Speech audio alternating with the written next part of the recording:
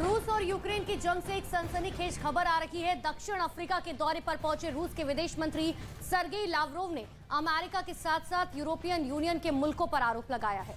कहा है उन्होंने कि उनकी वजह से यूक्रेन से समझौता नहीं हो पा रहा है, और तो और उन्होंने यहां तक कहा कि यूक्रेन में अब असली जंग हो रही है और ये जंग हाइब्रिड जंग नहीं रह गई है। साथ साथ उन्होंने ये तक इशारा कर दिया है कि पश्चिमी देशों की रशिया से ये अप्रत्यक्ष लड़ाई अब शुरू हो गई है। ये बहुत बड़े बयान के तौर पर देखा जा रहा है।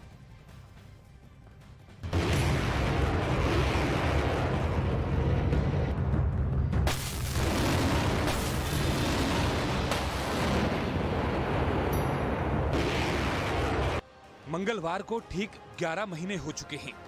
यूरोप का एक मुल्क अभी भी जंगी आग से जल रहा है।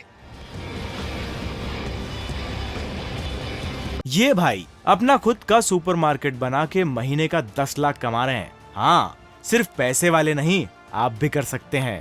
फ्रीडम ऐप को अभी डाउनलोड कीजिए।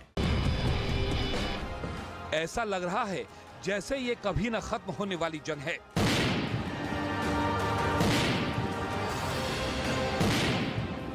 रूस अब अपने विनाशक हथियारों का बेतहाशा इस्तेमाल कर रहा है और यूक्रेन के शहरों पर जहां हवा से स्ट्राइक कर रहा है, वहीं जमीनी जंग में भी घातक टैंकों और आर्टिलरी से शोलों की बारिश हो रही है।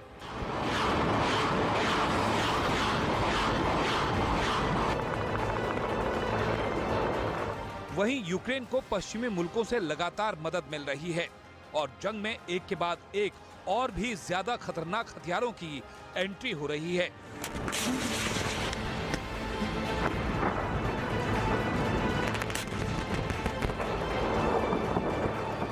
जंग में भले ही अमेरिका और बाकी नेटो मुल्क या पश्चिमी मुल्क सीधे तौर पर रूस से लोहा न ले रहे हों, लेकिन यूक्रेन युद्ध का वो मैदान बन चुका है जहां रूसी और ईरानी हथियारों से पश्चिमी मुल्कों के हथियार मोर्चा ले रहे हैं। एक तरह से देखा जाए तो अब ये जंग रूस बनाम यूक्रेन तक सीमित नहीं रही, बल्कि अब ये रूस बनाम अमेरिका बन गई है और रूस अब इसे लेकर मुखर होकर अंतर्राष्ट्रीय मंच पर बोल रहा है। दक्षिण अफ्रीका पहुंचे रूस के विदेश मंत्री सर्गेई लावरोव ने आरोप लगाया कि इस युद्ध का मकसद है रूसी संस्कृति को समाप्त करना। Самостоятельную, взвешенную, сбалансированную позицию по этим вопросам, которые занимают наши южноафриканские друзья. В целом, я считаю, переговоры были очень полезными и подтвердили наличие в наших отношениях хороших перспектив. Уверен, что реализация договоренностей, которые мы сегодня... इतना ही नहीं, जब सर्गेई से युद्ध को रोकने और यूक्रेन से समझौते को लेकर सवाल किया गया तो सर्गेई ने आरोप लगाया कि यह युद्ध पिछले साल मार्च में ही रुक गया होता, लेकिन अमेरिका के साथ यूरोप के देशों ने इसे रोका नहीं बल्कि इसे बढ़ा दिया। Можно любого посредника попросить, чтобы он прояснил, как себе украинская сторона видит дальнейшее развитие событий. Мы многократно, это говорил и президент, не отказываемся от переговоров. Но те, кто отказывается, а я сейчас вам их перечислю.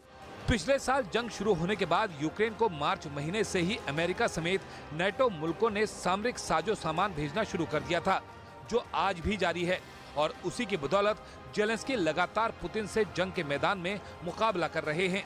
जाहिर है अब ये जंग रूस और यूक्रेन की नहीं रही बल्कि अमेरिका और रूस की बन चुकी है।